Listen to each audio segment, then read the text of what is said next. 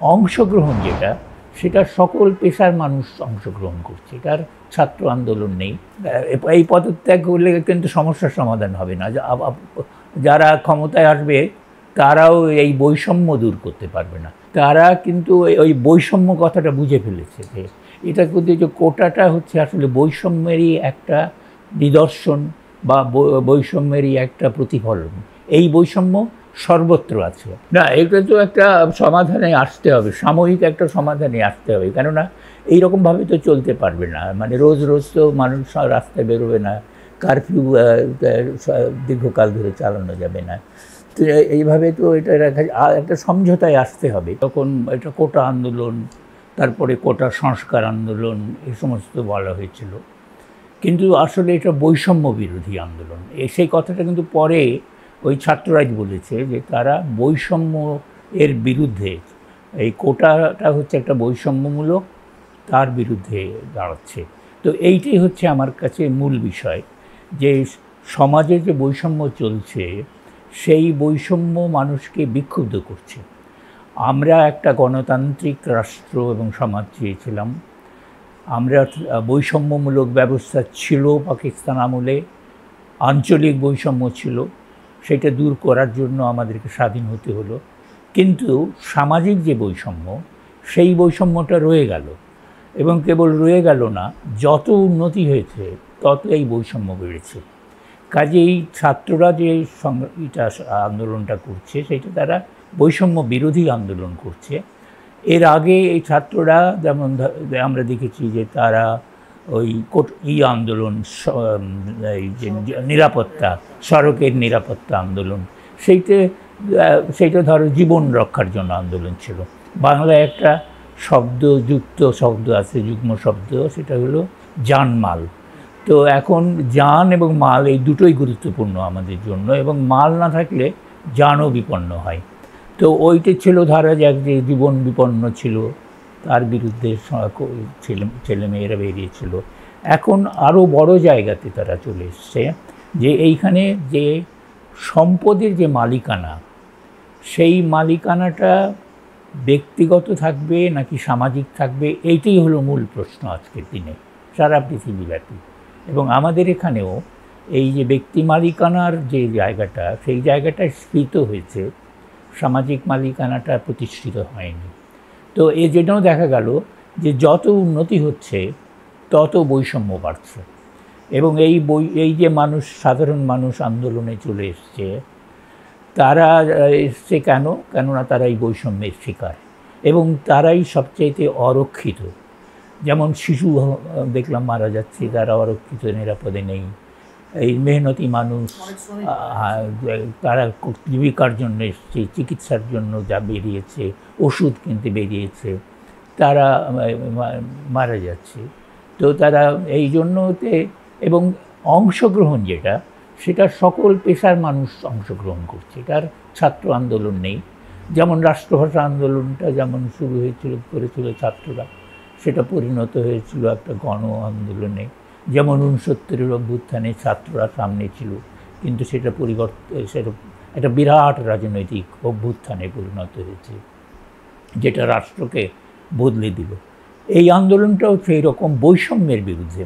মানুষ বঞ্চিত, মানুষ সেই বঞ্চনার কারণে বিক্ষুব্ধ, অসহায়, তার প্রতিবাদে আসছে, এবং রাষ্ট্র তাদেরকে কোনো নিরাপত্তা দিচ্ছে না।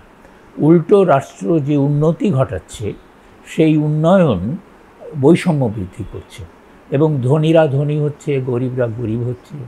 এবং আমরা দেখছি যে সত্যটা উন্মোচিত হলো আরও, সেইটা হচ্ছে এই যে সংবাদপত্রগুলোতে আমরা যে কাহিনীগুলো শুনছি, মায়ের কান্না, বাবার কান্না, ছেলের কান্না, স্ত্রীর কান্না, এটা কান্না শুধু নয়, এটা আর্তনাদ।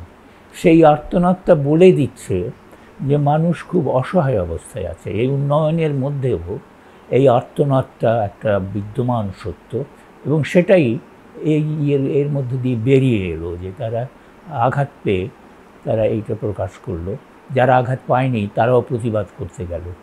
কাজেই এইটাকে আমরা ওই বৈষম্য বিরোধী আন্দোলনের অংশ হিসেবে দেখব। আর যদি সমাধানের কথা আমরা চিন্তা করি, সাময়িক সমাধান কী হবে আমরা জানি না, হয়তো একটা হবে, কিন্তু আসল সমস্যাটা হচ্ছে যে গোটা পুঁজিবাদী ব্যবস্থার বিরুদ্ধেই সারা বিশ্বে এখন মানুষ বিক্ষুব্ধ হয়ে উঠছে। এই পুঁজিবাদী ব্যবস্থা ব্যক্তি মালিকানাকে সমৃদ্ধ করছে, কতিপয় মানুষ ধনী হচ্ছে, অধিকাংশ মানুষ বঞ্চিত হচ্ছে। সেই বঞ্চিত মানুষরা নানানভাবে বিক্ষোভ করে। আমাদের এই বিক্ষোভটা, এই আন্দোলনের মধ্যে ওই বিক্ষোভটাই প্রকাশ পেল।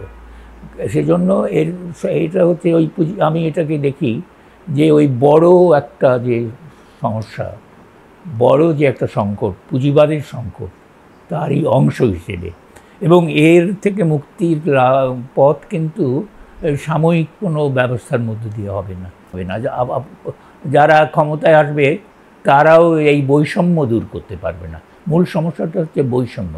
পদত্যাগ হচ্ছে একটা, ধরা যাক একটা শাস্তি বা একটা বিচার, সেইটা তো দিয়ে কিন্তু ওই মূল জায়গাটা যেটা বৈষম্য, উন্নতিতে এই ধারাতেই চলবে। যারা ক্ষমতায় আসবে নতুন করে, তারা কিন্তু এই উন্নয়নের ধারাটা বদলাতে পারবে না।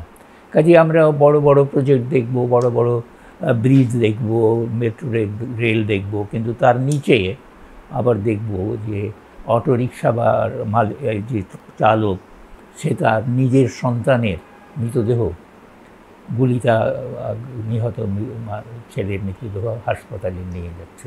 না, ক্রমাগত যাবে। এখানে তো কোনো স্বতঃস্ফূর্ত একটা নেতৃত্ব তৈরি হয়েছে। তারা কিন্তু ওই বৈষম্য কথাটা বুঝে ফেলেছে যে এটা কিন্তু, যে কোটাটা হচ্ছে আসলে বৈষম্যেরই একটা নিদর্শন বা বৈষম্যেরই একটা প্রতিফলন।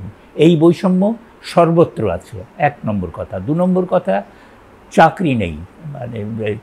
সরকারি চাকরি এখন প্রধান আকর্ষণ, এবং ছেলেমেয়েরা ওই জন্যই লেখাপড়া করে, মনে করে যে চেষ্টা করবে সরকারি চাকরিতে ঢুকতে পারে কিনা। তার বাইরে কোনো ভালো চাকরি, ক্ষমতা বা অর্থ দেবে এরকম চাকরি নেই। কাজেই ওই যে বেকার উন্নয়ন কিন্তু আবার ওই বেকারত্বটাও তৈরি করছে, এবং ওই বেকারত্বটাও বৈষম্য সৃষ্টি করছে। কাজেই মূল এটা এই সচেতনভাবে কেউ এটা করবে না, এটা কোনো বিপ্লবী আন্দোলন নয়। কিন্তু এই আন্দোলনের যে তাৎপর্য, সেটা হচ্ছে যে সমাজের বৈষম্যটা উন্মোচিত হচ্ছে, এবং সমাজের বৈষম্য দূর না করলে মানুষের যে নিরাপত্তা বৃদ্ধি পাবে না বা নিশ্চিত হবে না, সেইটা প্রতিষ্ঠিত হয়ে যাচ্ছে।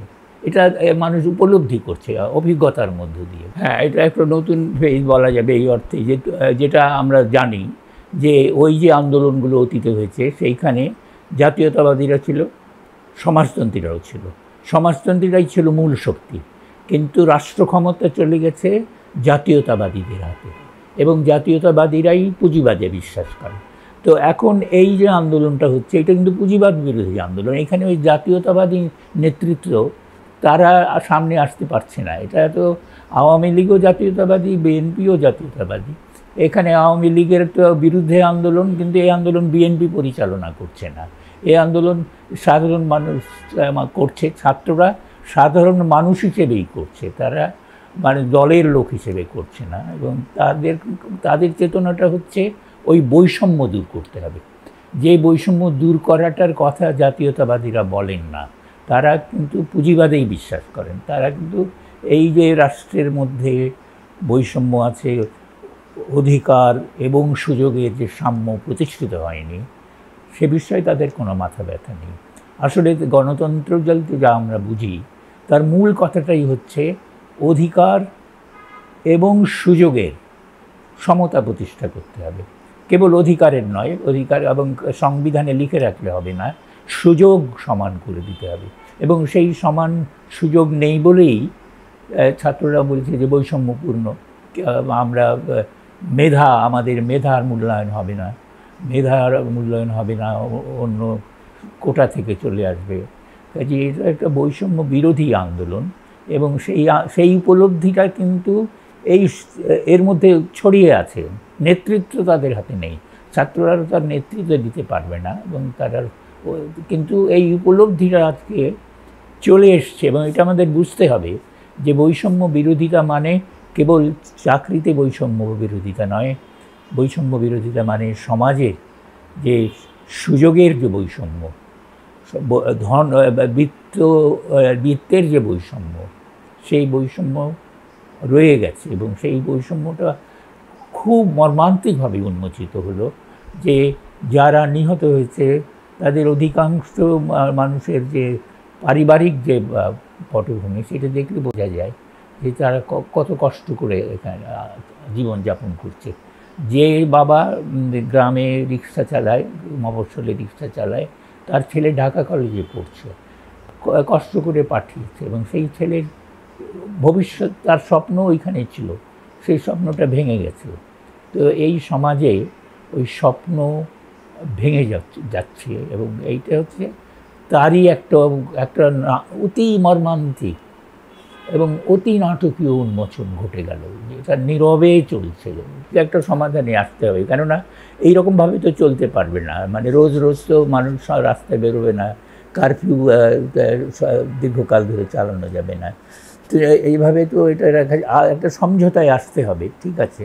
কিন্তু আমি যেটা বলতে চাচ্ছি যে সেই সমঝোতাটা কিন্তু সাময়িক হবে এবং মূল সমস্যাটা রয়ে যাবে এবং সেইটা আরেক সময় আরেকভাবে হয়তো আমরা এর আবার আরেকটা বিস্ফোরণ দেখব।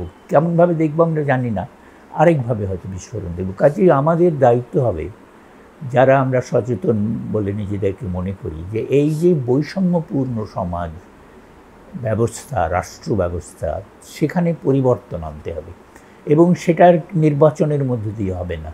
নির্বাচন ব্যবস্থা আজকে সারা পৃথিবীতেই ভেঙে পড়েছে। এটা একটা বুর্জোয়া ব্যবস্থা, সেই বুর্জোয়া রাষ্ট্রকে রক্ষা করার জন্য নির্বাচন একটা পদ্ধতি, কিন্তু এই বুর্জোয়া রাষ্ট্র